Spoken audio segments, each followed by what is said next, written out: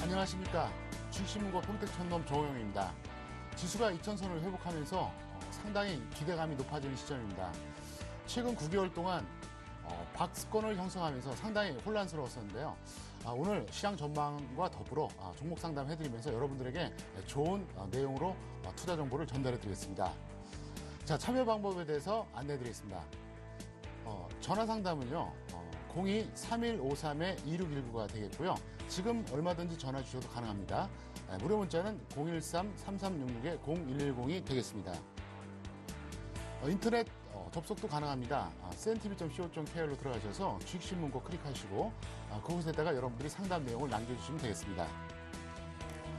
자, 그리고 매주 한 분을 선정해서 샘플러스에서 제공하는 무료 방송 1개월 이용권을 드리니까 여러분들이 많은 참여를 부탁드리겠습니다.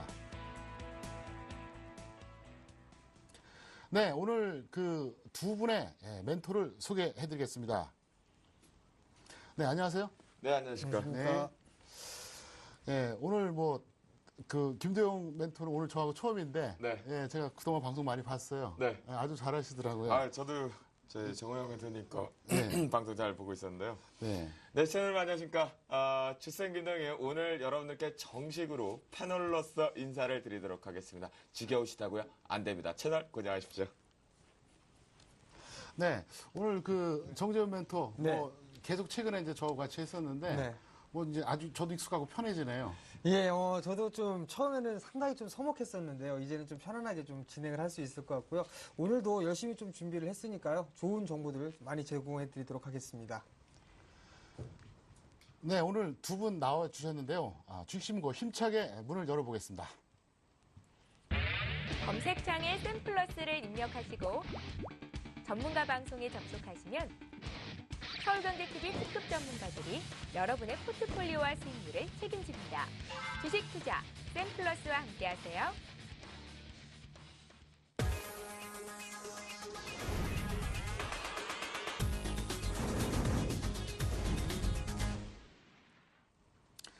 네, 지수가 2000선을 회복하면서 기대감도 있고요. 또 9개월 동안 박스권을 형성했기 때문에 다시 또 하락하는 거 아니냐 이런 불안감도 있을 겁니다. 김대용 멘토께서는 오늘장 어떻게 대응하셨나요? 네, 오늘장 같은 경우는 좀 많은 아쉬움들이 계속 발생됐던 것 같아요. 전반적으로 시장의 오전장에서 지난 수요일 이후에 외국인들의 증시 자체가 우상향 쪽으로 했던 추세 구간을 좀 만들어주었긴 했었지만요. 이런 화가 날 수밖에 없었던 바로 기관발의 매도 압박보들이 또다시 연출이 좀 됐었습니다. 그런데 또다시 일어날 수밖에 없었던 것 같은데요. 오후장에서 또 코스닥발 그리고 코스피 장세 쪽에서 다시 한번 아래 꼬리를 달면서 매수 포지션에 들어왔다는 것이 조금 우리를 너무 흔들게 하는 지치게 하는 거 있는데요. 자꾸 개인 투자자들 어렵게 만들며 너희들이 나중에 권성징악으로 당할 수 있다는 거 기억했으면 좋았던 하루였던 것 같습니다. 네, 아주 재밌게 말씀해 주셨는데요. 네. 정재훈 멘토께서는 오늘 어떻게 보셨어요? 예, 저는 좀 짜증이 좀 많이 났었습니다. 일단 상당히 좀 심리적으로 좀 위축이 될 수 있는 그런 하루가 아니었나 싶습니다. 특히나 코스닥 시장 속에서 그런 모습들이 좀 나타났었는데요. 결국에는 그렇게 빠져봤자 얼마나 빠지겠냐라는 그런 생각을 좀 먼저 들었습니다. 일단 좀 여유를 가지고 보신다면은 충분히 분할 포인트로 잡아서 매수 포인트를 좀 잡는 그런 하루가 되지 않았나 저는 생각을 하고 있습니다. 네, 오늘이 5월 마지막 날입니다. 그래서 이제 여러 가지로 봤을 때 일단 기본적으로 이제 수급 동향을 한번 좀 체크를 해보겠는데요. 자, 김대용 멘토께서 먼저 정리 좀 해주시죠. 네, 현재 우리나라 시장 부분에 대해서는 조금 많은 아쉬운 감들이 도래되고 있었던 것은 사실입니다. 이번 주 출발과 함께는 부정적인 모습들이 많이 시각적으로 위축될 수밖에 없는 상황이었는데요. 지난 수요일 증시를 시작으로 외국인들의 바이코리아 부분이 귀환될 수 있었다는 신호를 오늘 마지막까지 좀 기대를 했었던 하루였던 것 같습니다. 전반적으로 수급적인 특징을 우리가 화면을 통해서 말씀드려 보도록 하겠습니다. 일단 금일장 모습인데요. 보시는 바와 같이 금일장의 수급 급증 분야에서 유가증권 시장에 외국인들의 매수가 꾸준하게 유지가 되었다는 게 가장 특징적이겠고요. 또한 기관계 속에서도 유가증권 시장에 매수가 유입되고 있는 것입니다. 특히나 특징적인다면 현재 기관 쪽에서는 연기금의 자금이 가장 많다라고 볼 수가 있겠죠. 그 부분에 대한 낙폭과대 종목군들보다는 전반적인 지수 트로이카 종목군들의 매수가 꾸준히 들어왔다는 것이 특징이다라고 말씀 좀 드리겠고요. 또한 코스닥 시장은 정재원 멘토가 좀 읽어주실 것 같으니까요. 선물 시장으로 살짝 넘어가 보면요. 선물 시장 역시도 외국인들의 매수에 바이코리아 자체에 대해 기존의 매도 포지션을 결속시키면서 신규 포지션이 들어오고 있다는 것이 시장을 긍정적으로 만들어주고 있습니다. 하지만 이 부분에 왜곡되었던 코스닥의 아쉬운 부분은 다시 한번 정재훈 멘토가 좀 설명해 줄 것이다 라고 말씀드리고요. 전반적인 누적 포지션을 다시 한번 보면요. 현재 코스피 시장 같은 경우는 낙폭 부분에 대해서 기관 발 쪽에서의 눈치를 보고 있는 상황 속에서 관망세 일관 속에서 외국인들의 소폭이나마 매수세가 꾸준하게 누적이 되면서 현재 전반적으로는 한 8천억 정도의 부분까지 축소되는 모습, 매수 포지션들이 들어왔다는 것이 가장 특징적이다라고 말씀을 좀 드릴 수가 있겠습니다. 다음으로 이제 시가총액 상위권 쪽의 종목을 좀 한번 살펴보도록 하겠습니다. 시가총액 상위권 종목들의 흐름을 좀 살펴보면요. 삼성전자 같은 경우는 오늘 좀 아쉬웠었죠. 삼성전자를 가지고 단기 트레이딩 관점만 가져서 수익을 극대화할 수 있는 시점이었던 것 같은데요. 하지만 마지막 막판부에 윗꼬리를 만들면서 가는 것은 삼성전자의 상당 고점이 거의 다 왔다라고 인식을 하셔도 될 것 같습니다. 하지만 최근에 용자가 이겨나가고 있습니다. 현대기아차, 현대차, 그리고 현대모비스, 기아차가 랠리를 바닥권에서 올라오는 모습인데요. 이것이 긍정적인 모습이기 때문에 전반적으로 시장은 우상향 쪽으로 더 갈 수 있다라는 거 열어주시면 좋겠고요. 자, 대국민 주식주입니다. SK하이닉스 살짝 볼까요? 차트의 모습 보겠습니다. 어머나 이보다 더 이쁠 수 있을까라는 모습들을 그려내고 있는 흐름인 것 같은데요. 전반적으로 다시 한번 우상향 랠리를 갈 수 있다라는 거.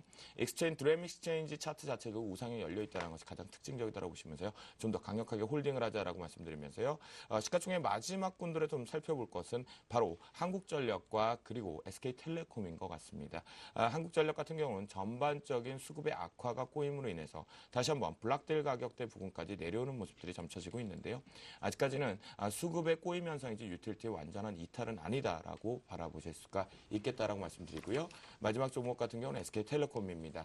자, 시장에서 통신업종이 반란이 나온다라는 부분 속에서 모두가 좀 확인되는 사설이었는데요.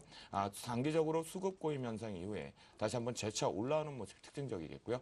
글로벌 마케팅 쪽 그리고 글로벌 MS 시장 점유율 쪽으로 확대될 수 있는 통신업종이 가장 두드러졌었다라고 말씀드려보도록 하겠습니다. 네, 이번엔 그 정재현 멘토께서 전체적인 어떤 수급 특징하고 이제 코스닥의 시가총액 상위 종목까지 같이 한번 연결해서 좀 부탁드리겠습니다. 예, 코스닥 시장 같은 경우라면 주 초반부터 외국인 쪽에서의 매수세가 상당히 폭 유지가 되는 그런 모습들이 나타나다가 주 주반, 주 중후반 넘어가면서 매도 물량이 좀 출회되는 그런 모습들이 좀 나타났었습니다. 여전히 뭐 누적 기준으로만 따지면 5월 한 달 동안의 거래량을 보게 된다면은 외국인 쪽에서 약 2,600억 정도의 순매수세가 유입이 됐었고요. 반면에 기관 쪽에서는 약 3,800억 가까이 매도가 나와주는 그런 모습들이 나타났습니다. 결국 한 달 기준으로만 따져보게 된다면 외국인 쪽과 개인 쪽에서 매수를 해주는 그런 모습들이 나타났다라고 좀 보시면 좋을 것 같고요. 지난달 4월달과 3월달 올해 들어서 꾸준하게 좀 매수를 해줬었던 연기금 쪽에서는 약 1,300억 가까이 매도 물량이 좀 출회가 된 모습들입니다.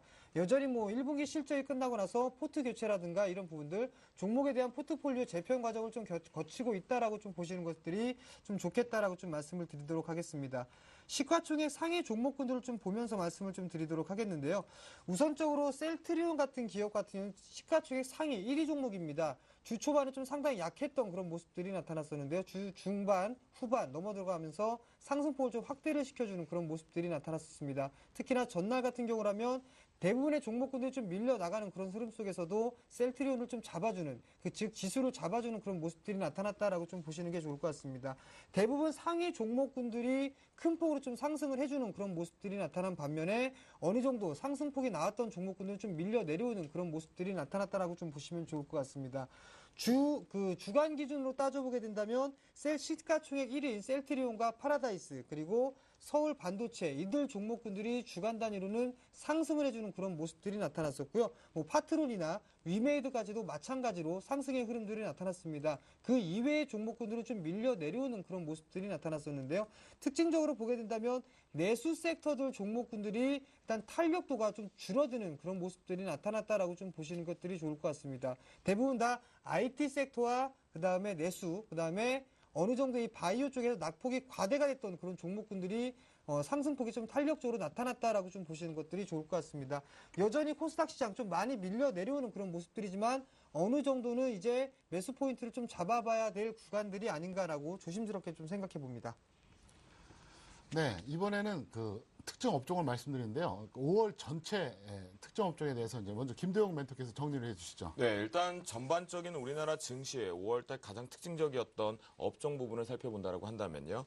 기존에 달리던 음식료와 유통, 언제까지 달릴 것인가, 달리는 랠리, 계속 채찍을 지어도 우상향 갈 수 있을까라는 생각들이 좀 아쉬움이 도래되던 5월의 한 달이었던 것 같습니다. 음식료와 그리고 통신주들이 음식료와 유통들이 대부분의 하락 조정소로 좀 전환되고 있다는 것이 가장 특징적이겠고요. 또한 여러분들께서 언제 이렇게 갔을까 했었던 종이 목재 중에서 한솔 제지와 PMP 같은 경우에도 우상향 가고 나서 다시 한번 쉬어가는 흐름들이 발생되고 있습니다. 또한 택배 서비스 쪽에서 강점을 가져왔었던 그 대체적인 에너지 부분이었죠. 테린포장 같은 거 골판지 상승 부분 때문에 종이 목재 쪽으로 분류가 되었었지만 우상향 간 뒤에 다시 한번 쉬어가는 모습들이 좀 아쉬운 부분이 가장 컸었다라고 말씀드리겠고요. 하지만 왔습니다. 드디어 전차 부대가 다시 한번 귀환하는 5월 말에 마지막 대미를 장식했던 것 같습니다.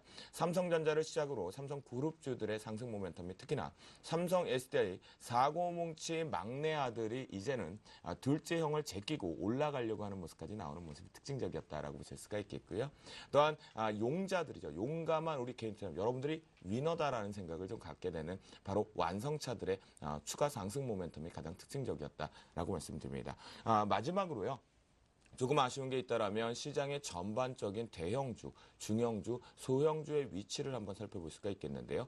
대형주 같은 경우는 막판 5월달 마지막 부분에 상승 랠리를 가져왔던 것이 가장 특징적이었겠고요.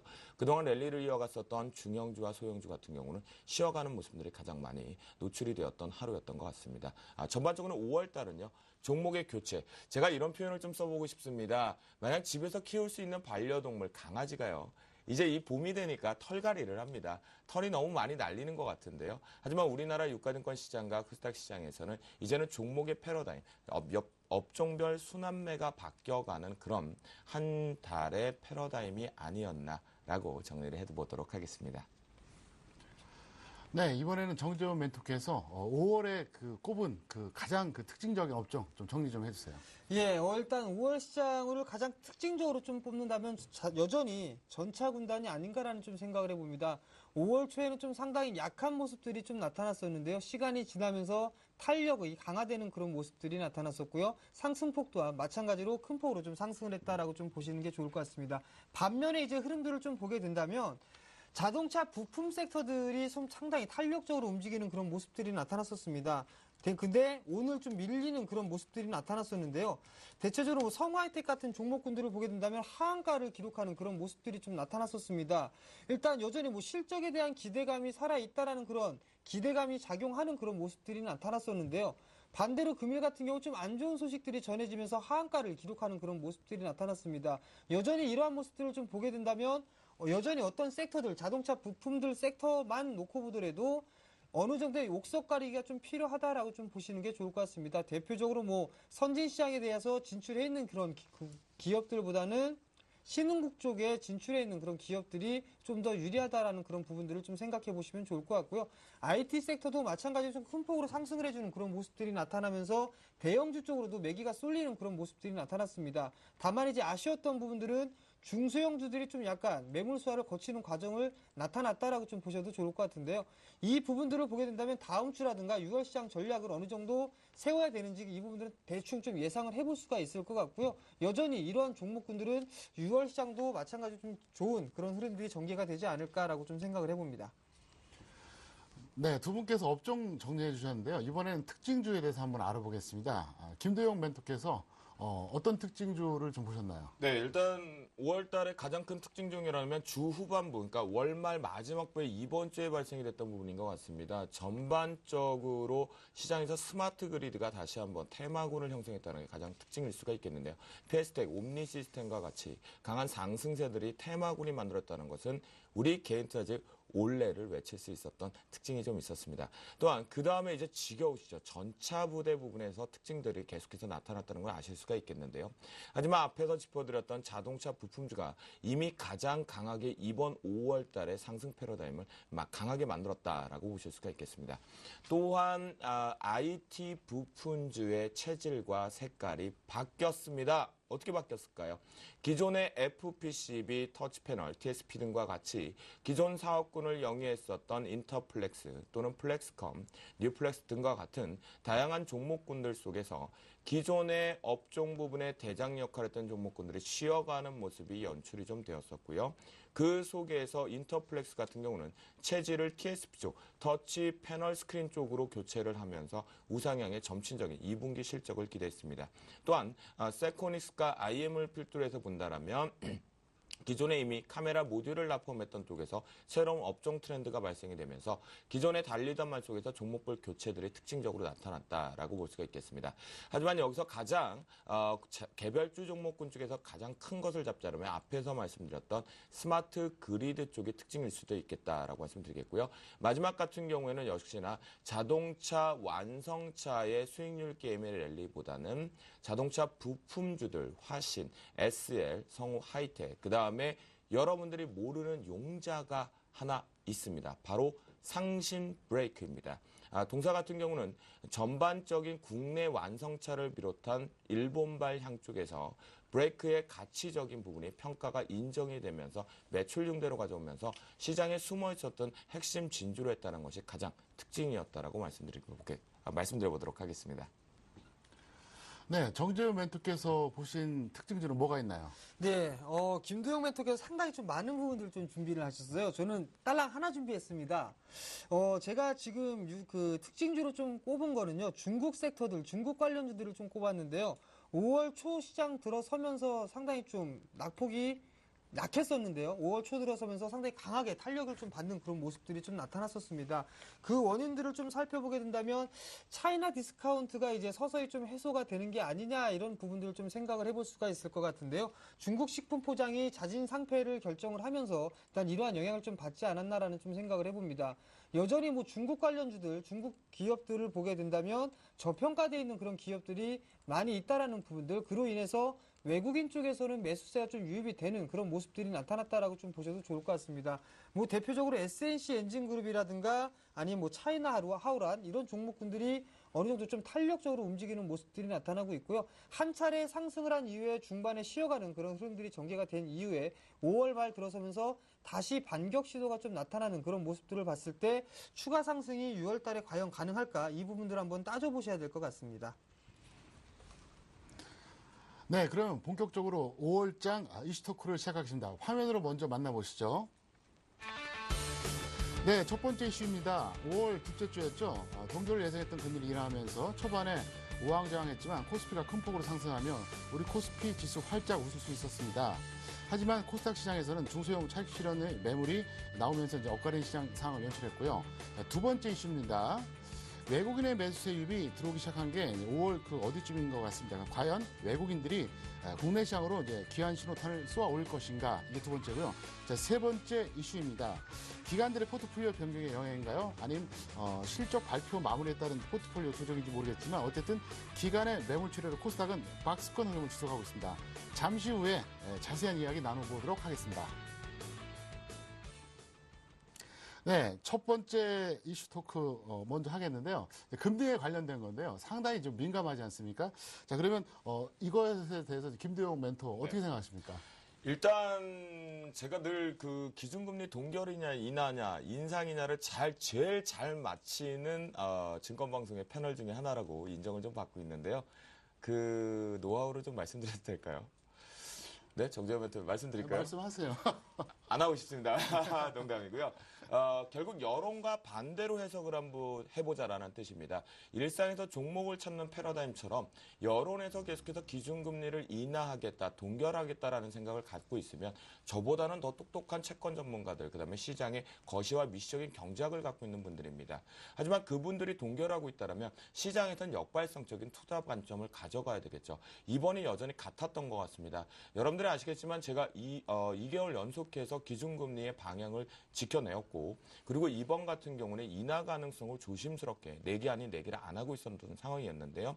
아무래도 현 정부, 박근혜 정부에서 가져갈 수 있는 키는 금리 인하를 이번에 전격 단행을 할 수밖에 없었습니다. 하필이면 그때 금통위 위원장이 해외 쪽을 가서 이번에도 동결할 결단 강수를 내는 모습을 보면서 이것은 오히려 작은 식의 속임수일 수 있다라는 생각을 가졌는데요. 그만큼 물가를 잡지 못하고 있다라는 거, 인플레이션 부분에 압박하고 있었고, 또한 부동산, 채권, 주식을 놓고 본다면 재테크 수단에서는 아무것도 없었겠죠. 그 상황에서 제가 그날 때 선물 차트 모양을 좀 보여드리면서 말씀 좀 드려보도록 하겠습니다. 네, 준비한 화면을 보시면요. 현재의 모습이 이날의 3분봉 차트입니다. 시장이 먼저 기준금리 부분에 대해서 동결 가능성을 열어두면서 깜짝 부분에 대해서 올려내가는 모습들이 포착이 됐었는데요. 하지만 순간적으로 시장이 뭔가의 분봉상에서는 내려오는 눌림 부분이 연출이 되었습니다. 이때 이런 패러다임이 계속해서 발생이 됐던 이유는요. 외국인들조차도 이번에 동결 쪽으로 한 기대감을 가지고 있었는데요. 보시는 바와 같이 막판까지 끌어올리는 모습이 연출이 되었습니다. 바로 그 다음 날 현상입니다. 10일 날 부분의 현상인데요. 보시는 바와 같이 화면 쪽에서 내려가는 모습을 보면 계속해서 조정 양상 쪽으로 하루 종일 원웨이 하방이 내려왔다는 것이 보실 겁니다. 이 이유는 뭘까요? 그만큼 시장에서는 급하게 순간 놀랬다라는 거겠죠. 포지션 자체를 잡아내지 못했다는 것이 가장 아쉬운 부분의 도래였고요. 그 부분을 생각해 본다면 기준금리 인하의 전격적인 부분은 옵션 효과와 좀 비슷하다라고 보실 수가 있겠고요. 단기적인 부분에 대해서 갑자기 자라보고 놀란 가슴 소뚜껑 보고 놀라는 것처럼 깜짝이야 하고 나서 기존의 포지션을 따라갔던 단기 이벤트였다라고 말씀을 드려보도록 하겠습니다. 네, 정재현 멘토께서도 이제 금리 관련돼서 좀 자세하게 좀 부탁드리는데요. 사실 그 한국은행에서는 솔직히 말씀드려서 투자자들 다 알고 있겠지만 동결하려고 계속 노력을 해오지 않았습니까? 네. 왜냐하면 이제 한국은행 총재가 며칠 만에 발이 바뀌었으니까요. 근데 이걸 어떻게 해석해야 되는지 또 그 앞으로 주식시장과 관련돼서 어떤 영향이 있을 건지, 그리고 앞으로 어차피 추세적으로 인하는 될 거 아닙니까? 그죠? 그렇죠. 그래서 전반적으로 한번 점검 좀 부탁드리겠습니다. 예, 요번에 금리 인하가 예상하지 못했던 그런 부분들 중에 하나였었습니다. 그렇지만 깜짝으로 금리 인하를 단행을 했었는데요. 이 부분들을 좀 살펴보게 된다면 세계시장 자체적으로만 놓고 보게 된다면 여전히 금리 인하, 유동성에 대한 부분들이 상당히 좀 대두가 되고 있었던 그런 상황들이었었습니다. 화폐 전쟁이나 이런 얘기까지도 좀 나오는 그런 상황들이었었는데요. 일단 우리나라 같은 경우는 금리 인하를 단행을 해야 된다라는 그런 반대 얘기를 했었는데요. 그 얘기를 함에도 불구하고 현재 금리 인하를 단행하지는 않았었습니다. 그러다가 요번에 금리 인하를 단행을 했었는데요. 시장에 대해서는 크게 영향을 받지는 못했던 것 같습니다. 특히나 주식시장만 놓고 보더라도 큰 영향을 받지 않았다라고 좀 보고 있는데요. 왜냐하면 여전히 이 세계시장 자체로만 놓고 보게 된다면 유동성에 대한 부분들이 상당히 큰 폭으로 좀 확대가 돼 있던 그런 상황들이었었습니다. 환율적인 측면으로 보더라도 어느 정도 이 엔화의 약세 부분들로 인해서 우리나라 증시가 상당히 힘들었었는데요. 그로 따라서 금리 인하를 단행한 이후에 어느 정도 환율에 대한 변화 조짐은 나타났었습니다. 그로 인해서 어느 정도 이 환율을 막아주는 그런 모습들이 나타난 그런 모습들이었었지만 이 단 한 차례의 금리 인하로는 여전히 시장에 대해서는 그게 큰 호재성으로 작용을 하지 않았다라고 저는 생각을 하고 있습니다. 저는 조금 다른 의견입니다. 네. 기준금리 인하 자체를 정재현 멘토와 조금 다른 의견인 것은 시장의 유동성에 불을 지펴주었다라고 말씀드리겠습니다. 앞에서 당일날의 전격 인하 부분에 대해서 우상향 쪽으로 화답을 했었고, 그 다음날 급작스럽게 선물 시장에서 다시 제자리를 내려놨던 모습은 순간적인 당황했던 포지션의 정립 부분이었겠죠. 하지만 지난 부분에 대해서 지금 준비한 우리나라의 일봉 유가증권 시장의 모습입니다. 바로 이날의 급락 여파가 발생이 되었던 위치인데요. 바로 이날의 음봉이 가장 크게 내려왔던 이 자리입니다. 하지만 그날 이후로 눌림이 나고 나서 우상향적으로 올라가는 모습들이 시장에 외국인들 수급으로 올라왔던 모습의 N자형 패턴이었기 때문에요. 이것은 결국 N저 현상과 환율 전쟁 부분에서 달러 인덱스 부분에 대한 우려감도 있었지만 이미 이 금리 인하에 대한 정부의 입김과 외국인들이 조금씩은 턴될 수 있는 기조를 만들어 주었다라고 생각을 하기 때문에 앞으로 향후적으로도 시장에는 긍정적인 시그널로 화답할 것으로 저는 판단하고 있습니다. 금리 부분들에 있어서는 어느 정도 영향력이 있었겠죠. 그렇지만 그 금리 인하를 하는 과정들을 좀 보게 된다면요. 네. 어느 정도 바로 그 시장에 대해서 반응이 나타났었거든요. 근데 이러한 모습들이 나타난 것들은 상당히 좀 예외적인 그런 흐름들이라고 저는 기억을 하고 있거든요. 금리 인하를 단행하고 났을 때에는 반드시 그 시장이 상승을 해주는 그런 모습들이 나타났다는 얘기죠. 네. 그렇지만 그 다음날 바로 밀려 내려오는 그런 흐름들이 나타났다는 부분들은 그 김도영 멘토께서 어느 정도 이 당황했던 그런 포지션들을 좀 정리를 하고 있다라는 그렇게 말씀을 네. 하셨는데요. 일단 제가 판단했을 때는 어느 정도 상승을 할 수 있는 그런 자리대는 만들어 놓고 있었습니다. 그럼에도 불구하고 밀려 내려왔다라는 부분들에 대해서는 글쎄요, 저는 이 부분들 당황을 했다라는 그런 생각들보다는 일단 금리 인하로 인해서 이렇게 밀려 내려왔다라고 저는 생각을 하지가 않거든요. 아니, 그러니까 네. 예. 좋은데요. 지금 그 토론회 시간은 아니니까 네. 지금 그 앞으로 전달 내용이 많으니까 그 금리 부분은 다음에 또 한번 기회가 있으면 좀 얘기하기로 하겠고요. 네, 알겠습니다. 자, 금리 같은 경우는 사실 보면 좀 추세적인 측면이 있고요. 그 다음에 이제 지금 두 번째 이슈가 뭐냐면 이제 외국인 매수에 대한 거, 수급적인 측면인데 과연 이제 포인트가 그거 아닙니까? 이게 단기 순환 매냐 혹은 추세적인 매매냐 이게 이제 포인트가 되는데 자, 그러면 외국인이 최근에 3일 연속 이제 매수가 많이 들어와서 네. 분위기 아주 좋은데 이 외국인 매수에 대해서 어떤 관점으로 보겠습니까? 네, 최근 이번 주에 가장 특징적이었다라고 볼 수 있습니다. 바이코리아를 논할 수 있을 거냐라는 이슈의 주제가 되었던 것 같은데요. 제가 보는 관점에서 이번 주에 증시에서 한 8천억 규모 정도가 들어올 수 있다라는 부분을 체크해 보면요. 현선물, 그다음에 채권 시장의 위치까지 보면요. 채권 시장의 매도 압박 규모가 일부 위험자산 쪽으로 올라온다는 것은 확실하게 시기상조인 건 맞습니다. 하지만 현재 기준에서 외국인들이 들어오고 있다라는 것은 분명하게 뱅가드 물량 낸 지겨운 뱅가드. 이제 엔딩, 마지막 피니시 과정이 나오고 있는 것 같은데요. 오늘 시장에서 이런 내용 좀 들었습니다. 뱅가드의 마지막 남아있는 2조 4천억 규모가 1조 8천억 정도는 블락딜로 마무리가 되었고 나머지 소진 부분에 대해서는 이제는 비중이 좀 증가되고 있는 일부 종목군에서만 유출될 것이다. 그러니까 전반적으로 시장을 발목을 잡지 않을 것이다. 라는 것이 언급이 되고 있는데요. 또한 이 속에 우리가 굳이 사람이 조금 위안을 삼아 본다라면 일본 시장의 급락 여파에 대한 심리 안정권도 무시를 못한다라는 거죠. 여러분들께서는 주식 투자를 하는 데 있어서 심리 게임을 하는 것이지 머니 게임을 하고 있으시는 건 아니기 때문입니다. 그만큼 심리가 안정되고 있다는 것은 돌다리를 좀 더 두들겨 보고 있는 상태에서 이제는 우상향 쪽으로 가져갈 수 있는 흐름으로 판단을 하고 있겠고요. 자, 지금 준비한 화면을 놓아서 좀 보도록 하겠습니다. 현재 오늘장 종가 기준으로 한번 살펴보는데요. 외국인들이 과연 이것이 정말 올라가는 쪽으로 베팅을 하고 있는 것이 살펴보는데요. 삼성전자가 가장 크게 구지적으로 우상향하는 모습이겠고요. SK하이닉스, 현대차, 그리고 모비스 부분, 한국타이어, 한국전력 부분과 LG, 포스코입니다. 자, 포스코까지만 놓고 본다라고 해도 상위권 시가총액의 비중력이 35% 이상이나 나오는 종목군들로의 위치 상승의 매수가 기조가 되고 있다는 것은 시장의 우상향, 긍정적인 시그널로 받아들인다. 저는 해석하고 싶습니다. 네, 정재현 멘토께서는 외국인 매수세 이거 지속될 거냐 아니면 단기로 끝날 거냐 어떻게 보십니까? 예, 일단은 단기적인 흐름들보다는 좀 여유 있게 좀 길게 좀 들어올 것으로 예상을 하고 있습니다. 그 이유를 좀 살펴보게 된다면 지수가 우리나라 항상 그 디커플링 장세가 지속이 되었었거든요. 상당히 가격적인 메리트가 좀 발생하고 있다라는 부분들에 좀 포인트를 맞추셔야 될 것 같습니다. 일단 뱅가드배에 대한 부분들도 어느 정도 해소가 되는 그런 과정들이 있고요. 그런 과정들이 거쳐지게 된다면서 외국인 쪽에서 매수가 유입되고 있다라는 얘기입니다. 지금 수급적인 흐름들을 좀 보시게 된다면 누적 기준으로만 따져보게 된다면 코스피 쪽의 흐름들이 5월 1일부터 5월 31일까지 약 8천억 정도가 매수가 유입이 됐었습니다. 근데 뱅가드에 대한 부분들 올 초부터 매도가 나와준다라고 했는데 5조 원 정도가 매도세가 좀 나와줬거든요. 반대로 약 한 3조 원 가까이를 매수를 해주고 있다는 얘기입니다. 뱅가드 쪽에서 매도는 나와주고 있지만 어느 다른 외국인 주체에서는 매수를 해주고 있다는 얘기거든요. 그 티가 지금 현재 나고 있는 그런 상황들은 아니지만 일단 어느 정도 기술적인 흐름상의 전고점 부분이죠. 2250 정도 때까지는 충분히 외국인 쪽에서의 충분히 매수세가 가능하다라고 좀 보고 있고요. 그 이후에는 외국인 장세가 아니라 기관들의 역할이 좀 크게 나타날 것이다라고 좀 생각을 하고 있습니다. 한마디만 조금 더 보태서 말씀드려도 될까요? 네.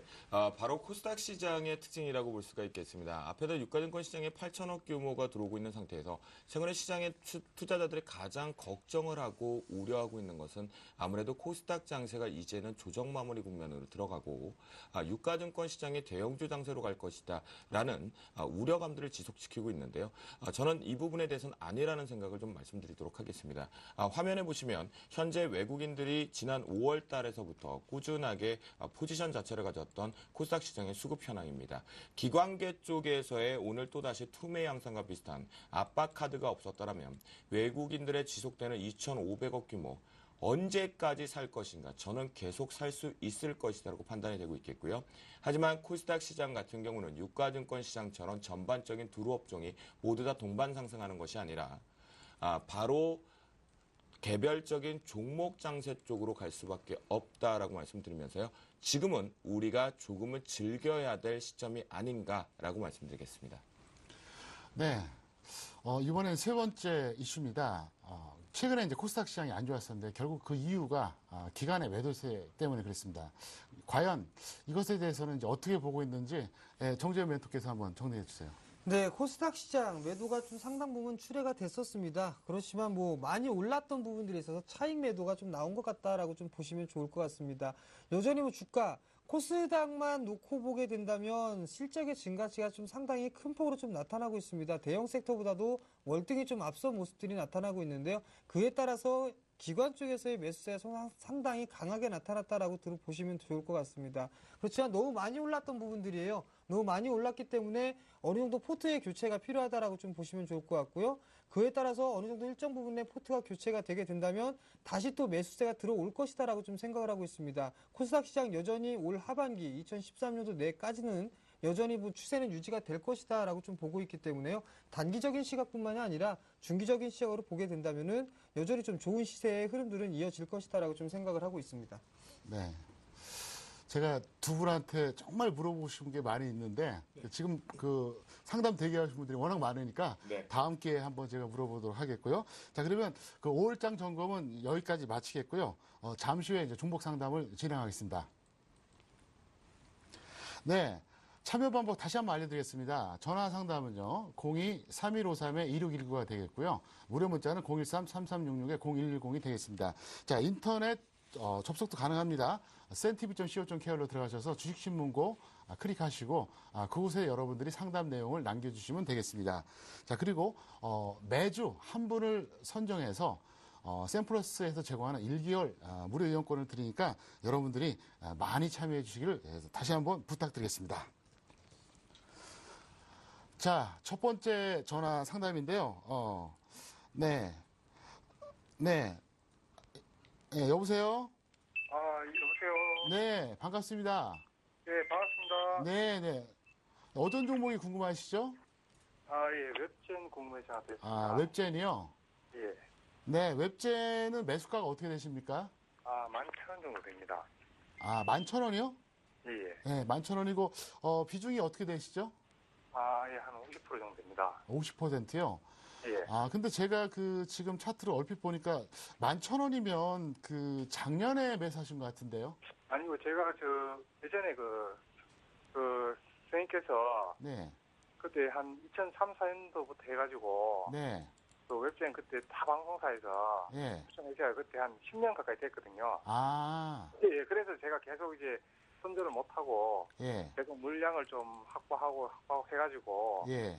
그래서 제가 그때 한 2003, 4년도에 타방송사에서 네, 맞아요. 유보율도 좋다 하고 언젠가는 한번 좀 크게 갈 거다. 네, 맞아요. 이야기도 많이 하셨거든요. 네, 그래서 맞아요. 예. 제가 근데 제일 존경하는 선생님, 성격청렴 예. 선생님이신데, 그래서. 근데 그럼 이걸 10년씩이나 갖고 계신 거예요, 지금? 예, 그래가지고 예전에는 물량은 예전보다는 계속 물량이 좀 높아졌죠. 예, 알겠습니다. 예, 그래서 그러면, 예전에는. 네. 다른 게임들도 뮤 이후로 뭐 선이라든지 혁설리가 좀 크게 갈 줄 알고 네. 수 있었는데 그 이후로 또 실패도 하고 NHN 합병하고 그래가지고 그렇죠.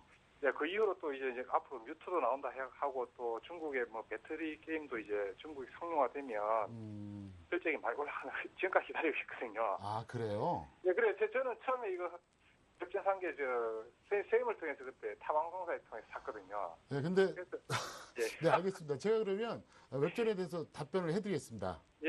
그리고 네. 항상 많이 보고 있습니다. 예, 감사합니다. 예.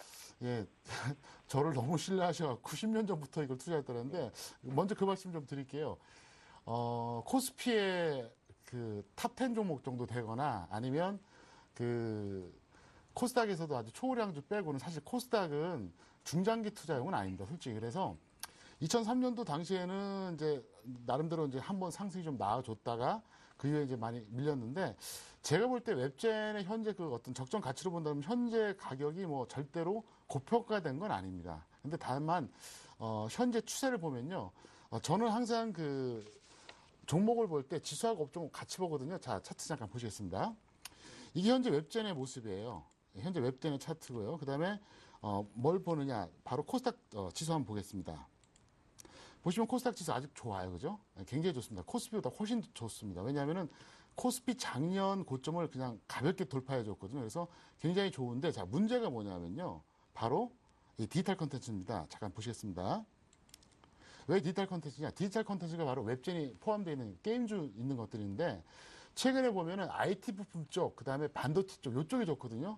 원래 그 3대 업종이 뭐냐면 코스닥에서 인터넷 디지털 콘텐츠, 그 다음에 소프트웨어입니다. 근데 왜 이 말씀 드리냐면, 코스닥은 흐름을 보시면서 투자하셔야 돼요. 그래서, 물론 웹젠이라고 하는 주식에 대한 어떤 신뢰가 많이 있어서 매수하신 거는 이해가 되지만, 제가 하고 싶은 얘기는 뭐냐면은, 코스닥에 있는 종목들은 코스피에 있는 초우량주나 정말 그 코스닥에서 한두 개밖에 안 되는, 제가 인정하는 코스닥의 우량주는 뭐냐? 저는 홈쇼핑밖에 인정 안 해요, 솔직히. 다른 거는 전혀 인정 안 합니다. 동서 정도까지 인정하는데요. 나머지는 이제 우리가 흐름을 보고 하셔야 됩니다. 예를 들어서 이제 실적이 좋아서 올라간다. 뭐 대부분 이제 그런 말을 많이 하잖아요. 최근에 보면은 그 전자결제 관련주가 실적이 좋아서 올라갔다고 다들 얘기하거든요. 근데 저는 아니라고 말합니다. 올라갈 때가 돼서 올라간 거예요. 왜냐? 그러면 실적이 좋은데 안 올라간 건 어떻게 설명합니까? 또 반대로 실적이 안 좋은데 올라간 것도 설명이 안 되거든요.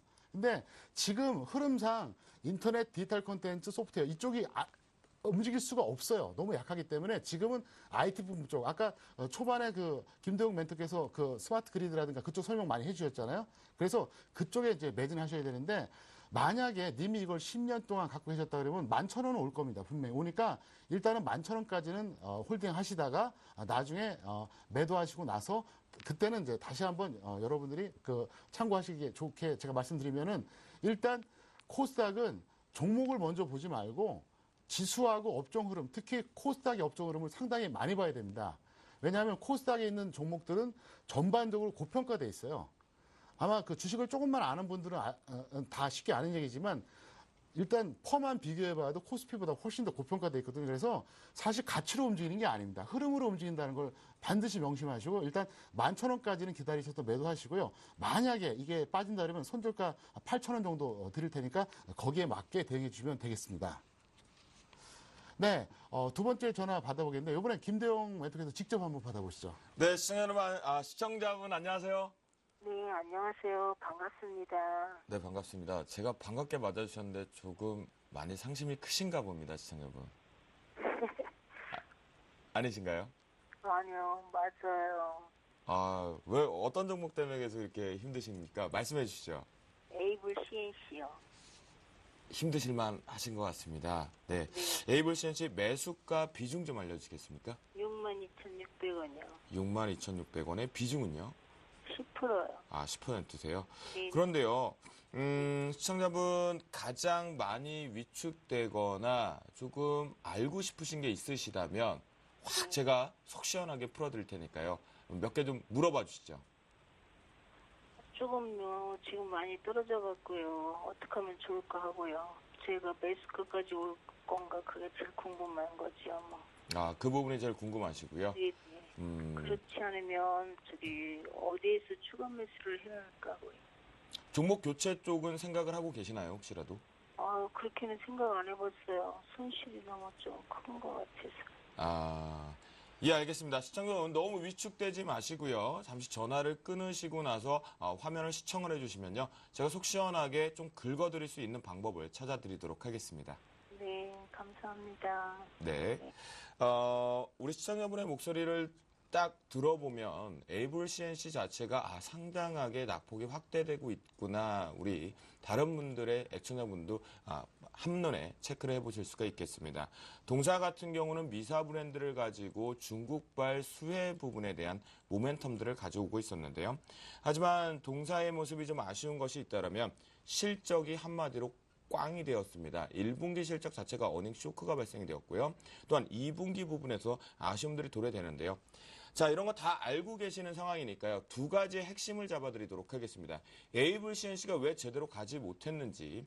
에이블 CNC는요. 한마디로 말씀을 좀 드리면 자라보고 놀란 가슴 소뚜껑 보고 놀란다는 것처럼 이 실적이 악화된다는 발표 직전에 부사장이 이미 12억 원어치를 주가를 압박시켰습니다. 매도 압박을 시키면서 현금화됐다는 부분에서 불신을 가져오게 만들어 주었고요.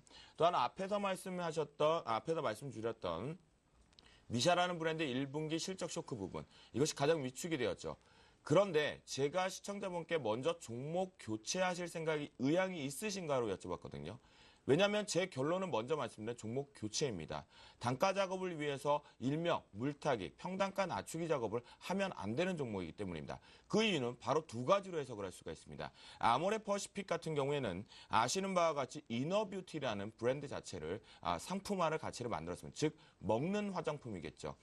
이니스프리를 통해서 했었고 또한 합성 화장품 쪽으로 해서 다른 경쟁사들이 가져감에도 불구하고 현재 이 에이블 CNC는 다른 신사업으로 확장할 수 있는 매력이 전혀 없는 구간에 있기 때문이다 라고 말씀드리면서요.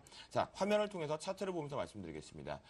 이미 3월달 부분에 대해서 중국발 기대감들을 가지고 이미 고점 부분을 계속해서 인식을 했던 월봉 차트입니다.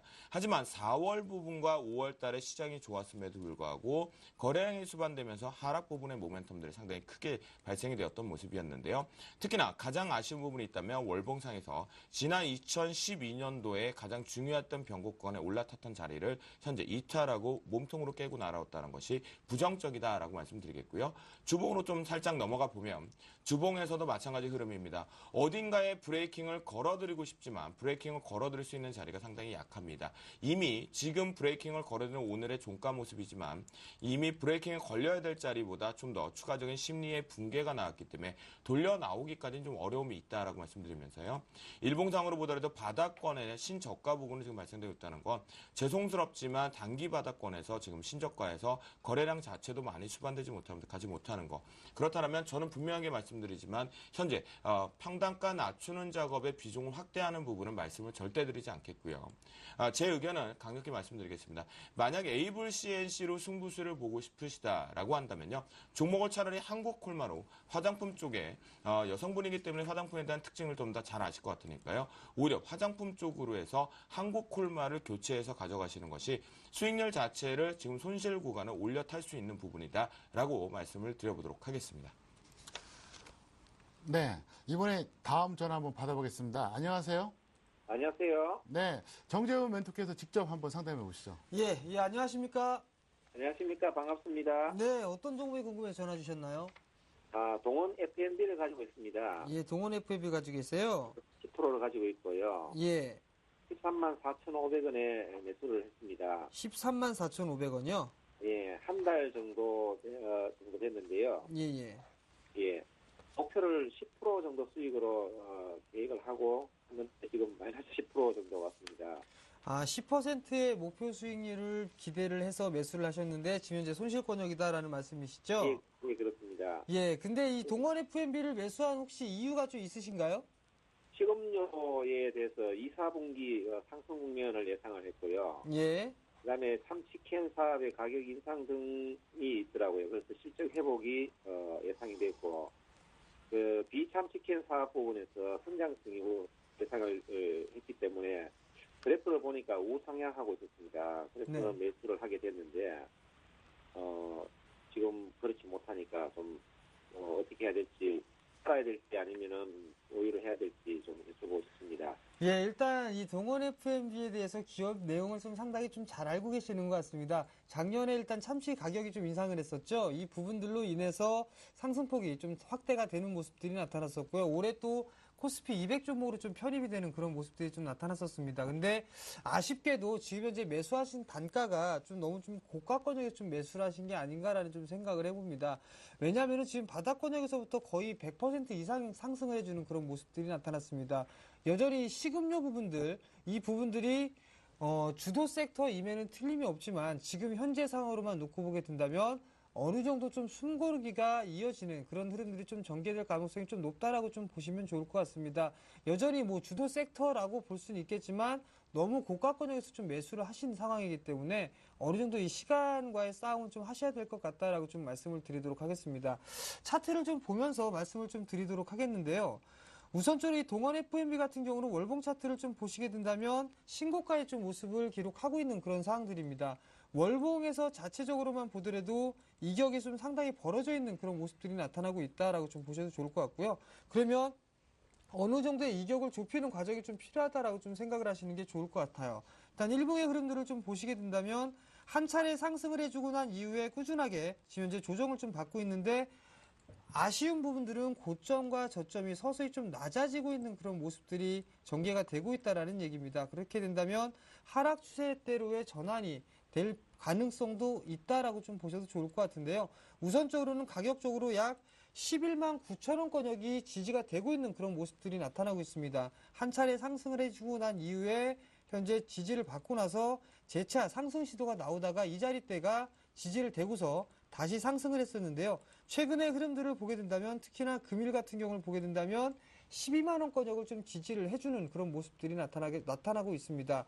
일단 이 부분들 좀 생각을 해보게 된다면 박스권역으로 좀 진행될 확률이 좀 높다라고 좀 보셔도 좋을 것 같거든요. 그렇게 된다면은 목표가를 그렇게 크게 높게 잡을 수는 없을 것 같습니다. 우선적으로 매수 단가가 13만 4,500원 정도라면 어느 정도 이 바닥 확인은 좀 해봐야 될 것 같습니다. 그렇기 때문에 목표가를 제가 좀 짧게 잡아드렸습니다. 매수가보다 조금 약간 윗가격인데요. 13만 7천 원 정도를 좀 제시를 해드렸습니다. 왜냐하면 너무 많이 올랐고 시간이 조금 더 소요가 될 것으로 좀 예상을 하고 있는 상황들이거든요. 그렇기 때문에 목표가는 13만 7천 원을 좀 제시를 해드리도록 하겠고요. 손절가 마찬가지 좀 타이트하게 좀 잡아드렸습니다. 손절가는 11만 9천 원을 좀 잡아드렸는데요. 그 11만 9천 원권역이 이탈되는 흐름들이 나타나게 된다면 아마도 11만 원, 11만 원권역까지도 되밀릴 가능성이 있습니다. 그렇기 때문에 어느 정도의 리스크 자리가 좀 필요한 상황이기 때문에요. 손절가는 11만 9천 원, 이 자리대를 좀 이탈하게 된다면 리스크 관리를 좀 하셨으면 좋겠습니다. 네. 다음 전화 한번 받아보겠는데요. 김도영 멘토께서 직접 포트폴리오 점검 좀 해주시죠. 네, 시청자분 안녕하십니까? 네, 안녕하세요. 네, 반갑습니다. 제가 오늘 인기가 좀 있는 것 같습니다. 우리 여성분들에게 네, 전화를 좀. 멋있어요. 아, 네, 감사합니다. 네. 그 덕에 제가 열심히 오늘 패널로서 나왔습니다. 네, 시청자분 포트폴리오 점검을 저희가 미리 좀 받았습니다. 제가 가장 궁금해하고자 하시는 게 무엇인지 좀 살펴보고자 하겠고요. 그 다음에 전략 쪽에서 어떠한 것을 따라가고 싶으신지, 목표 수익률 등이 있다면 지금 미리 말씀해 주시면 체크를 해서 상담을 좀 상세하게 좀 출발해 보도록 하겠습니다. 제일 궁금한 종목은요. 네. 지금 오늘 많이 빠진 ELK. 아, 예. 네, ELK가 제일 궁금하고요. 그냥 좀 조언 좀 듣고 싶어서. 네. 그러면 시청자분, 좋은 얘기, 내 포트에 있는 종목들이 좋은 얘기가 계속 나오면 사실은 모두가 좀 행복하겠죠. 그런데요, 제가 그러면 하나 여쭤볼게요, 시청자분. 모두가 다 알고 있는 기업 개요나 수급적인 특징, 기술적 분석을 원하십니까, 답변을? 아니면 조금 숨어 있는 것들 중에 강점만 좀 듣고 싶은가요? 이런 건 다 듣고 싶은데요. 네네. 그래서 저희가 좀 모르는 거. 네, 알겠습니다. 모르는 거를 좀 시장에 알려져 있는 거 말고 잘 알려져 있지 않는 저만의 특기가 있는 것들이 좀 듣고 싶으시다 그렇죠. 말씀이신 거죠? 알겠습니다. 그럼 시청자분 제가 포트폴리오 현재 화면을 통해서 나갔던 그대로 지금부터 상세하게 한번 점검을 해볼 테니까요. 전화 끊으시고 나서 채널 고정하셔가지고 전략 한번 상세히 세워보시면 좋을 것 같겠습니다. 네, 감사합니다. 네. 네, 포트폴리오 한번 저희가 점검을 시작을 하기에 앞서서요. 여러분들, 시장에 매매를 하는 데 있어서는 세 가지의 트렌드를 읽어내야 됩니다. 바로 수급과 업종, 섹터, 산업이라고 하겠죠. 또한 시장의 심리를 읽어내야 될 것 같은데요. 현재 이분의 포트폴리오를 보면 일단 트렌드가 한 종목과 세 종목군에서는 정확하게 맞아떨어졌습니다.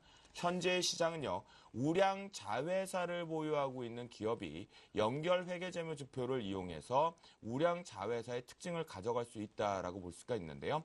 다행히도 현재의 종목군들에서 무려 세 종목이나 그 트렌드를 읽어냈다는 것이 저 역시 박수를 좀 먼저 쳐드리고 싶다라고 말씀드리겠고요.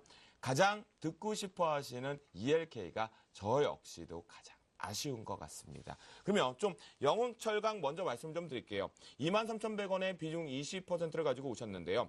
현재 이 회사 같은 경우는 누구나 알고 있는 데는 최근에 삼목강업이 이제 상장이 되었죠. 그러면서 가져왔는데요. 현재 삼목강업의 현재 지분은 70%입니다. 가치 자체가 이미 640억대를 넘어서고 있기 때문에요. 기존의 영흥철강 같은 경우는 추가적인 상승 모멘텀을 가지고 있다 보시는데요. 한마디로 얘기를 하자면 영흥철강은요, 이게 있어요. 누구나 아는 얘기지만요. IT 관련된 와이어가요. 모 S사와 L사에 꾸준하게 이제 납품이 시작됩니다. 그 부분을 보신다고 한다면 추가적인 상승을 가져올 수 있다고 보시면 좋겠고요. 현재 차트상으로만 살짝 보면 월봉상에서 한번 살펴보겠습니다.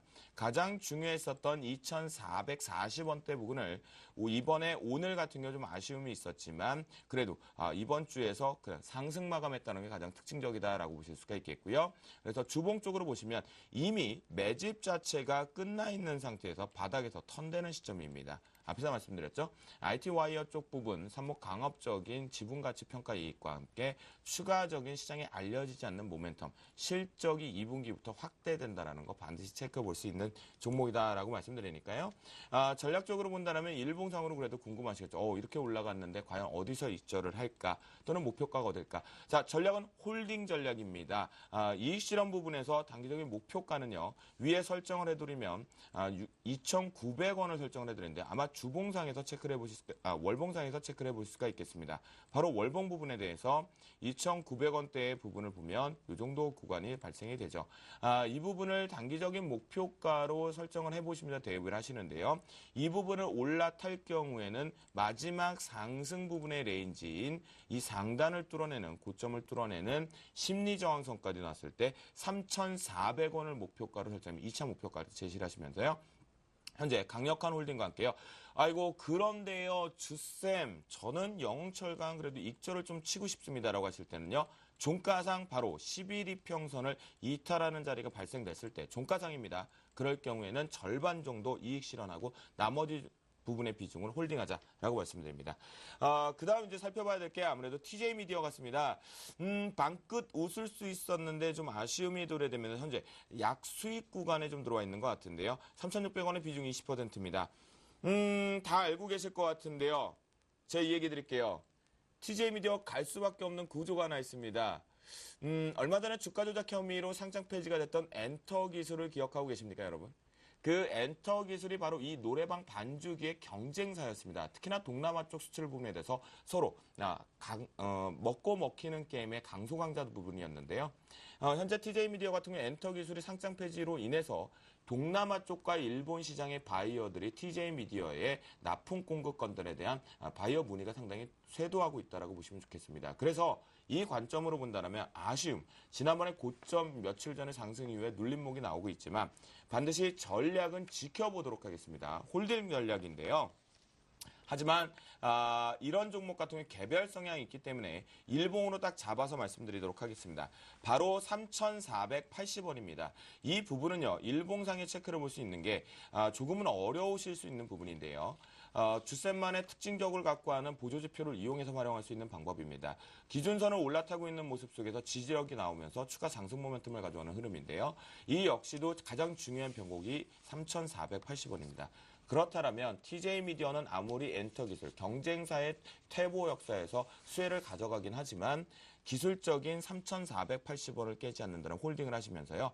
목표가 자체적으로 좀 잡아드리면요. 이 4,360원 부분에 이미 이번에 고점을 뚫어내는 모습이죠. 월봉상에 보면 아직까지는 멀었다는 겁니다. 매물 소화 과정이 여전히 필요한 관점이기 때문에요. 단기적인 목표가를 4,000원 정도로 설정을 하시면서요. TJ 미디어 같은 경우는 비중을 좀 절반 정도 줄이시는 전략 3,480원 지켜주자라고 말씀을 드려보도록 하겠습니다. 이제 말 많고 탈 많은 가장 속상합니다. ELK인데요, 시청자 여러분. 한마디로 정리를 해드리겠습니다. 어쩔 수 없습니다. 손절 처리를 하셔야 될 것 같습니다. 분명히 말씀드리는데요. 15,500원은 비중 20%입니다. 잘 들으셔야 됩니다. 현재 IT 관련된 부품 쪽의 산업의 패러다임이 완전히 바뀌고 있습니다. 그래서 동사 ELK는요, TSP, 터치 스크린 쪽에서 할 만한 것이 냉정히 없습니다. 아직까지는. 그래서 주가가 흘러내리는 모습이겠고요. 그래서 분명히 종목을 같은 군 쪽으로 교체를 하고 싶으시지만 터치 패널 쪽에 있는 인터플렉스 또는 디지텍 시스템, S맥 등과 양분돼 버렸어요. 그것이 추가적으로 삼성양 쪽에 대해 매출을 2분기부터 가져온다는 것이 불확실성입니다. 현재 탈락 가능성도 언급되고 있기 때문에요. 현재 기술력 인정받기에는 2분기와 3분기를 가도록 회가 거듭될수록 아직까지 바닥권을 확인해야 되는 거니까 교체 말씀드리겠고요. 이 속에서 차트로 기술적으로는 말씀을 드리지 않겠습니다. 바로 같은 종목군보다는 카메라 모듈 쪽 또는 FPCB 쪽으로 보도록 하겠는데요.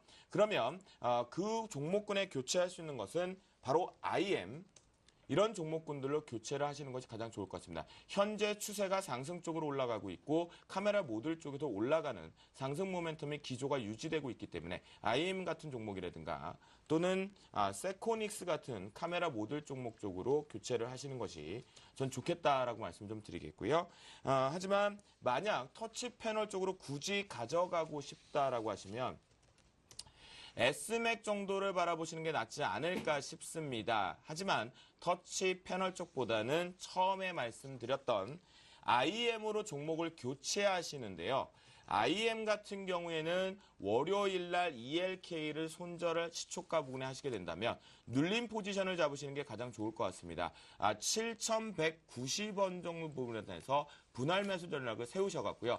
욕심 부리지 마시고요. ELK 손절한 손실금만큼 수익으로 빠져나온다는 전략을 하신다면 여유로운 투자를 통해서 수익 구분으로 빠져나올 수 있다라고 말씀드려보도록 하겠고요. 자, 마지막 트렌드를 읽어내신 종목입니다. 바로 PS텍입니다. PS텍 동사 같은 경우는 잘 알고 계실 거예요. 상당히 주가도 보시면 강하게 갔던 것 같은데요.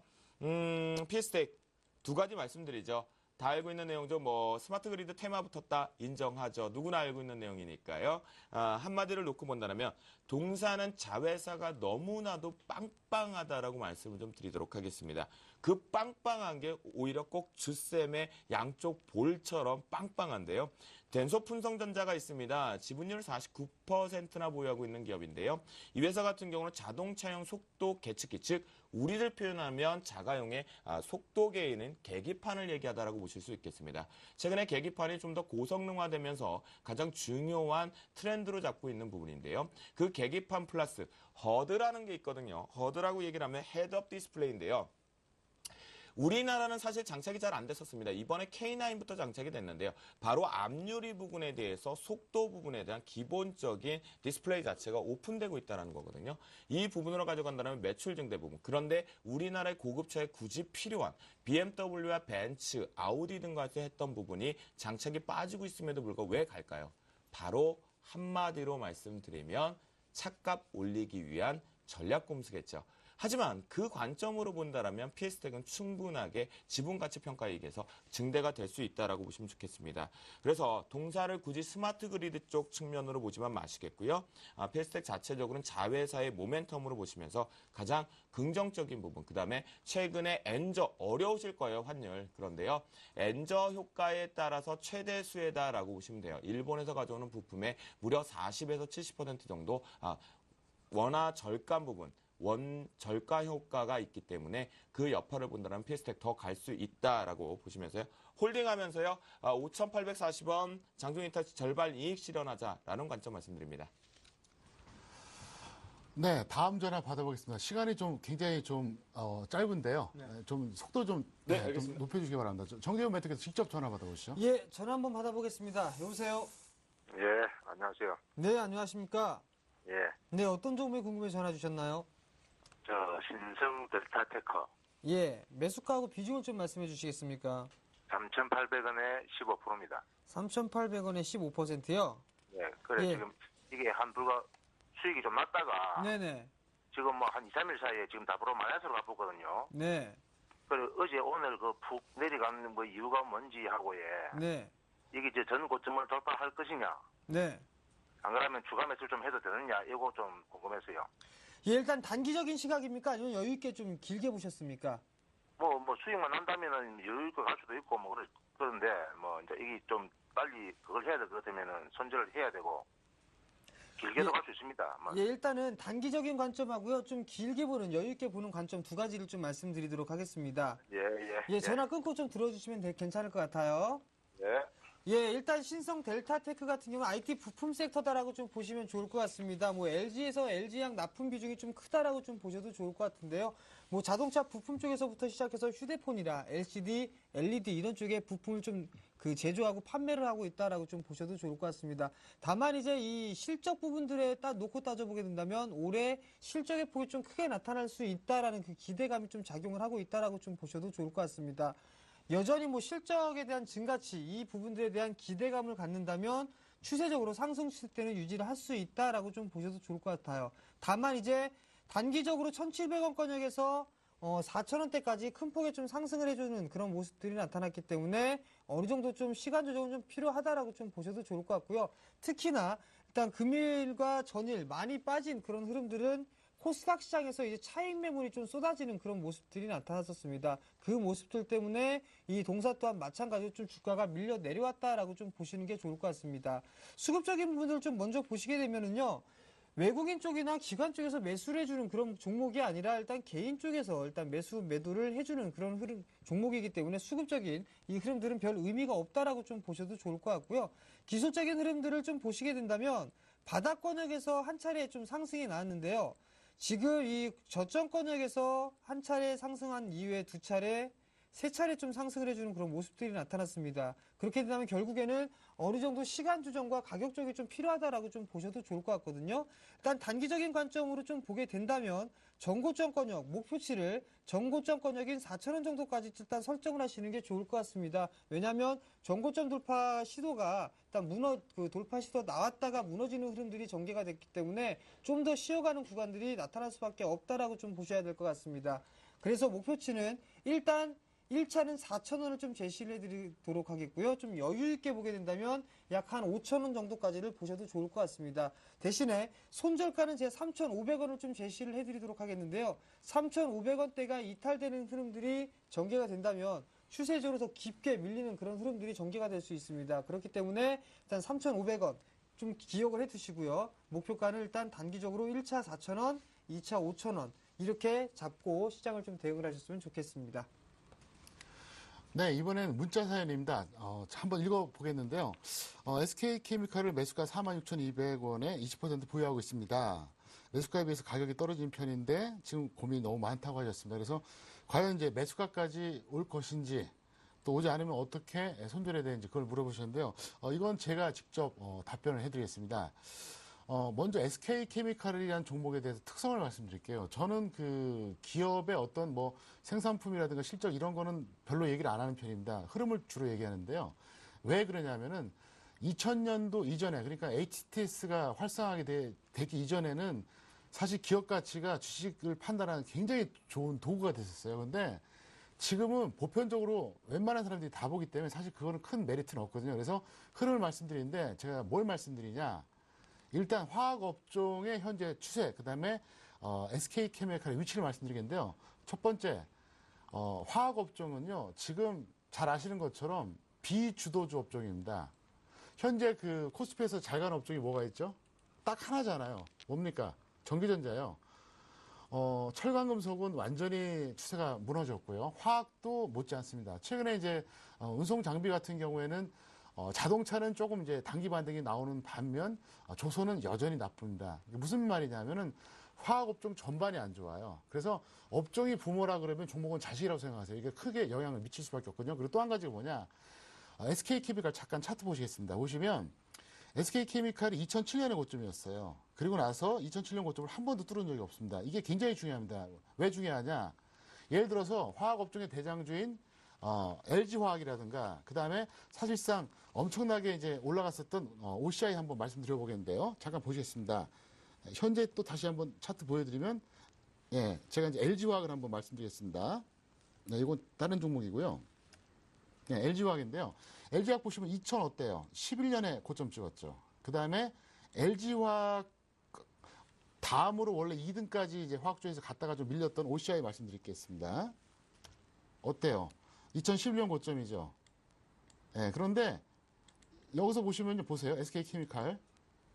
자, 2007년 고점이죠. 무슨 얘기냐면요. 중심이 아니에요. 자, 첫 번째, 화학업종 자체가 지금 주도업종이 아닙니다. 두 번째, 화학업종 내에서도 이거는 딸리는 종목이에요. 쉽게 말해서 매수세가. 그렇기 때문에 일단 이 종목은 단기로 대응해달라 설명드리겠고요. 매수가 대비 손절가 10%, 수익 10%, 이 정도로 대응해주면 무리가 없을 것 같습니다.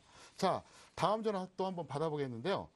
이번엔 김대웅 멘토께서 한번 직접 받아보시죠. 네, 제가 받아보도록 하겠습니다. 시청자 안녕하십니까? 안녕하세요. 네, 반갑습니다. 예. 네, 어떤 종목이 가장 궁금하신가요? 저는 피델릭스요. 아, 피델릭스요? 네네. 예. 매수가하고 비중 좀 알려주시겠습니까? 매수가는 3,365원이고요. 네. 비중은 50%인데요. 네. 한번 3월 달에 급등을 한번 한 적이 있었어요. 그래 2,000원대에 사가지고 4,000원대에 한번 팔았어요. 아, 네네네. 예, 그래서 다시 5월 7일 날에 지금 이 가격에 샀거든요. 예. 3,365원에. 그래서 오늘 많이 빠졌어요. 네네. 그래서 이게 어떻게 된 건지, 그리고 앞으로 이게 정고점 근처라도 갈 것인지, 네. 중기나 단기 좀 전략을 좀 세워주십사고 전화드렸습니다. 아, 중기와 단기. 그러면 3월 달에 이제 단기적인 급등에서 100% 수익을 내고 나서 비중을 50% 다시 재매수 관점으로 들어가셨단 말씀이시죠? 예, 그렇습니다. 그러면 단기, 중기적인 포지션, 기업 가치는 잘 알고 계시겠네요, 그러시면요? 예, 그 회사는 제가 조금 알아요. 아, 네네. 예. 알겠습니다. 그러면 전화를 네. 좀 끊으시고 제가 네, 중기와 장기적인 부분의 플랜을, 기업 개요를 살짝 말씀드려서 설명드리도록 하겠습니다. 네, 감사합니다. 네. 가장 멋진 매매 트레이딩을 하셨다, 트렌드를 제대로 읽었다라고 말씀드리겠습니다. 피델릭스 동사 같은 경우는 여러분들 그겁니다. 자기야 사랑해 착각, 자기야 어디 있어 착각. 이걸 찍어내는 바로 스마트폰 쪽에 대한 강점 부분일 것 같은데요. 카메라 모듈 부분에 대해서 가장 노어 플래시 드램이라고 하는 것이 있습니다. 그러니까 일종의 메모리 반도체이긴 하지만요. 카메라 영상들을 보정하는 기능을 갖고 있으면서 영상 데이터를 저장하는 부분에 강점을 있죠. 그럼 뭘까요? 스마트 기기가 확대가 되면 될수록 계속해서 화소 싸움과 화질 싸움, 특히나 화소 싸움을 카메라 모듈 하면 할수록 동사의 노어 플래시 메모리 반도체 같은 경우는 기본 장착이 될 수밖에 없겠죠. 또한 이 회사 같은 경우 이미 개발 완료가 돼서 기술 개발 비용인 R&D 비용에 추가가 나갈 것이 없습니다. 팹리서치이기 때문에 추가 상승 모멘텀을 가져오는데요. 사실 차트를 보면서 말씀드리겠습니다. 짧게 말씀드려보는데요. 상승 부분 3월 달에 강하게 갔던 거는요. 재료를 이용해서 갔었습니다. 바로 갤럭시 S4라든가 또는 아이폰 5 쪽에 대한 장착 여부 가능성, 중국발 수혜가 타진이 됐는데요. 아쉬운 게 있습니다. 피델릭스 동사 같은 경우는요. 왜 이 고점 이후에 옆으로 횡보를 했냐면요. 바로 중국발에서 언급이 되었던 가시 영역들이 나오지 못했습니다. 그 부분이 아쉬움에 도래되면서 추가적인 급락 여파가 났는데요. 금일 같은 경우는 일부러 누르는 작업이다라고 보실 수가 있겠습니다. 그래서 홀딩 전략을 말씀드리는데요. 단 이 부분을 지키셔야 됩니다. 중기든 장기든 상관없습니다. 바로 3,430원을 반드시 이탈을 하면 안 된다라고 말씀드립니다. 3,430원인데요. 왜 그러냐면요. 이 부분을 깰 경우에 앞에서 수익을 내셨기 때문에 말씀드리는데요. 3,430원을 깨고 나올 경우에는 다시 조정을 되돌림 현상으로 등배로서 내려오는 과정을 만듭니다. 이 상승과 등배를 가지고 와서 내려오는 반타임으로 내려오기 때문에 2,800원대까지 이탈 나올 수 있으니까요. 3,430원을 단기와 중기를 갖고 가시고요. 단기적인 모멘텀으로 갖고 끌고 가시면 1차 목표가는 4,100원을 제시를 좀 해드리겠고요. 중기적인 목표가를 끌고 가신다면 직전 고점보다 조금 더 낮은 4,700원대까지는 중기 목표 끌고 갈 수 있는데요. 가장 큰 건 동사는 중국발 모멘텀 수의 실적이 오픈이 돼야 됩니다. 현재 여의도 증권 통해서는 아직까지는 불확실성으로 해석하고 있다는 거 참고하시기 바랍니다. 네, 지금까지 종목 상담 전해드렸고요. 잠시 후에 다음 주 전략 전달해드리겠습니다. 검색창에 샘플러스를 입력하시고 전문가 방송에 접속하시면 서울경제TV 특급 전문가들이 여러분의 포트폴리오와 수익률을 책임집니다. 주식 투자 샘플러스와 함께하세요.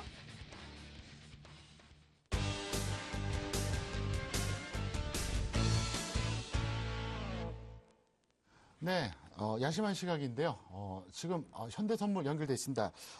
현대선물 서미연구원 안녕하세요. 예, 안녕하세요. 네, 현재 뉴욕 증시가 어떻게 움직이고 있습니까? 뉴욕 증시는 오늘 개장 전에 발표된 개인 소비 지출 부진의 영향으로 혼조 출발했는데요. 이후에 전체적으로 하방 압력에 눌리는 모습을 보이고 있습니다.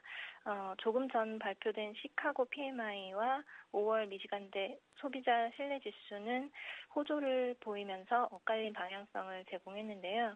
일부 투자자들은 전날처럼 지표 부진이 양적 완화 축소 우려를 덜어주는 반짝 효과를 주지 않을까 기대하기도 했었지만 내일 오전 10시에 예정된 중국 제조업 PMI와 다음 주에 예정된 미국 주요 지표들을 앞둔 경계감에 앞서서 그 효과는 미미해진 모습입니다.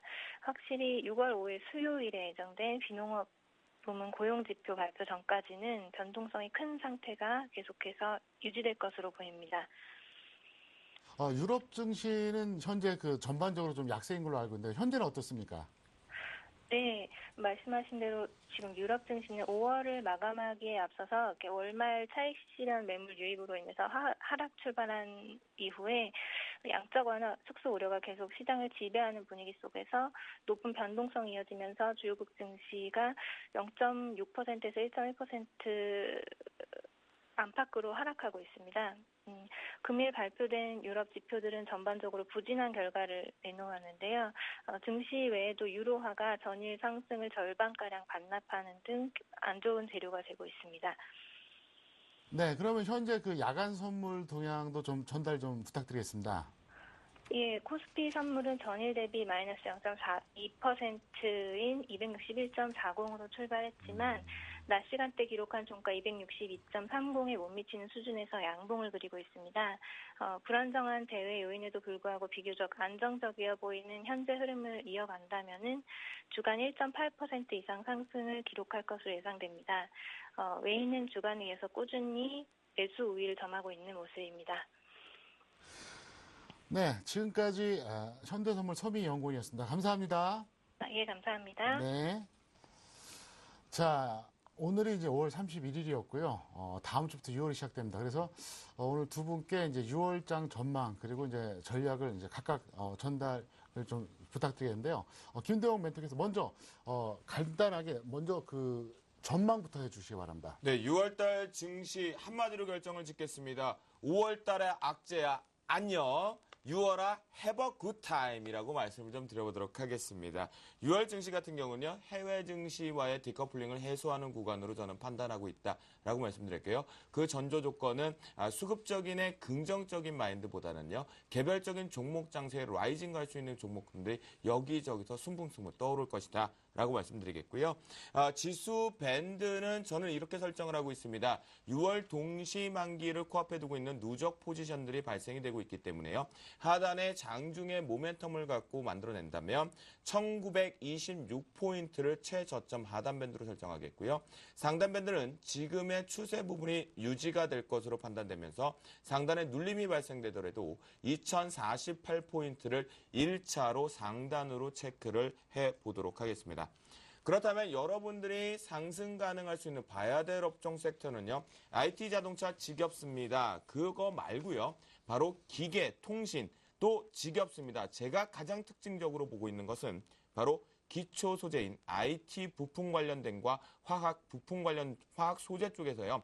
이 뭐 예를 들어 메탈 메시 타입이라든가 또는 CNT 쪽이라든가는 그런 소재 쪽의 종목군들 집중해 보자라고 말씀드렸고요. ENF 테크놀로지, 잉크테크 등과 같이 미래 나노텍의 소재 납품 기업들 살펴보는 게 좋지 않을까 말씀드리면서요. PAR 섹터는요. 정말 좀 피하셨으면 좋겠습니다. 샘플러스도 공개 방송할 때마다 많이들 꼭 계속 말씀드렸는데요. 완성 화학 세 기업 절대 보지 마십시오. LG 화학, SK 부분하고요. 롯데케미칼이죠. 롯데케미칼하고 그리고 LG 화학 그다음에 금호석유 좀 보지 않으셨으면 좋겠다 말씀드리겠고요. 유통 이제는 좀 떠날 때 된 것 같습니다. 마지막으로 음식료 피해가자라고 말씀드리도록 하겠습니다. 네. 자, 그러면 정재현 멘토께서는 어떻게 전망하세요? 6월. 예, 6월 시장은 일단 5월 시장하고는 크게 다르지는 않을 것으로 좀 예상을 하고 있습니다. 왜냐하면 지금 증권사에서 나오는 그 리포트나 이런 부분들을 보게 된다면 6월 시장이 좀 상당히 좋은 시장을 좀 얘기를 하고 있는 그런 상황들이거든요. 그렇기 때문에 저는 한번 그걸 꽈가지고 생각을 했는데요. 일단 6월 시장은 좀 힘든 그런 5월 시장하고 별개 다를 게 없다라고 예상을 하고 있습니다. 일단 그렇게 한번 꽈서 생각을 하고 있고요. 뱅가드 부분들이나 이 부분들 블록으로 좀 넘긴다는 얘기들이 있었습니다만 아직까지는 지나고 나야 된다라는 겁니다. 여전히 1조 8천억이라는 물량이 남아있는데요. 이 부분들이 동시 만기 때에 블록으로 좀 넘긴다는 그런 얘기들이 있습니다. 지나봐야 하는 부분들이기 때문에 여전히 이 부분들은 시기상조다라고 좀 말씀을 드리고 싶고요. 지수 밴드로 좀 말씀을 드리게 된다면 2050 정도까지는 일단 충분히 올라갈 수 있다라고 좀 보고 있고요. 사단 부분으로 따져보게 된다면 약 1960에서 50포인트 정도를 여전히 좀 잡고 있는 그런 상황들입니다. 섹터를 보게 된다면 여전히 이 코스피 지수보다는 코스닥 쪽이 더 낫다라고 좀 보고 있고요. 중소형주 강세가 좀 더 이어질 수 있다라고 좀 보셔도 좋을 것 같습니다. 그리고 일단 섹터로 보게 된다면 여전히 최근에 주도했던 섹터들이 전 조금 더 유리하다라고 좀 보고 싶고요. 그다음에 6월 시장 전략은 5월 달보다는 좀 더 편안하게 대응을 해 나갈 수 있는 그런 구간들이 나타날 거고 변동성은 그렇게 확대가 될 것이다라고 좀 생각하시면 좋을 것 같습니다. 네, 이번에는 다음 주 대응 전략 김대용 멘토께서 전달해 주시죠. 네, 다음 주는 아무래도 시장의 웹도도 현상이 많이 빈번하는 장세가 연출될 것 같습니다.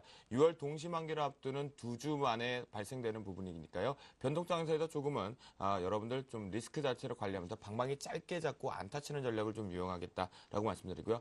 철저하게 종목별 장세가 올 것 같습니다. 지금의 상승 랠리를 가지고 있는 부분에서 외국인들 수급이 살아있는 종목에 집중을 하자. 정재훈 멘토가 아이러브 연기금이라면요. 전 아이러브 외국인 미워하지만 하겠습니다. 그리고 2분기 실적 기대감 증대되는 종목군들 나오고 있는데요. 역시나 IT 부품주와 IT가 특징에 가장 오고 있다. 자동차 부품주다라고 말씀드립니다. 네, 이번엔 정재현 멘토께서 이제 다음 주 대응 전략 좀 정리해 주세요. 예, 다음 주 대응 전략은 전략 후강으로 좀 진행이 될 것으로 예상을 하고 있습니다. 여전히 변동성은 확대가 될 것이고요. 차별화 시장은 이어질 것이다라고 좀 생각하시는 게 좋을 것 같고요. 코스닥 시장 반등 모멘텀을 이용하는 게 좋겠다라고 좀 말씀을 드리도록 하겠습니다. 네, 두 분께서 다음 주 전략과 이제 6월 정리를 좀 해드렸었는데요. 어쨌든 도움이 많이 되시길 바라겠고요. 그리고 이제 제가 안내 하나 좀 해드리겠습니다. 제가 6월에 강연을 하는데요. 정확하게 날짜하고 한번 좀 안내를 해드리겠습니다.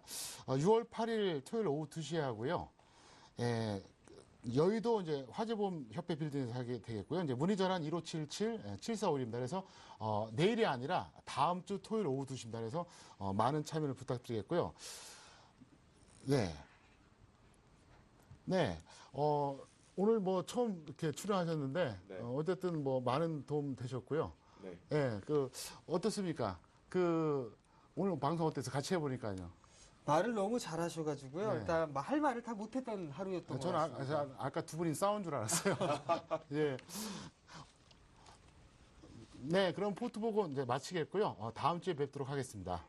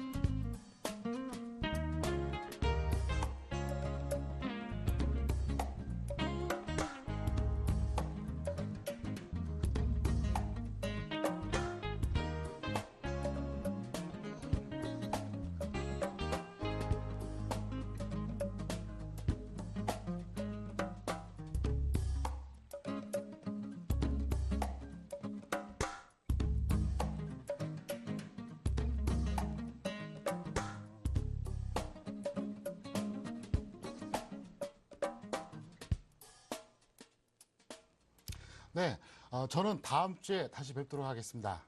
지금까지 시청해주신 여러분께 감사드리겠습니다. 감사합니다.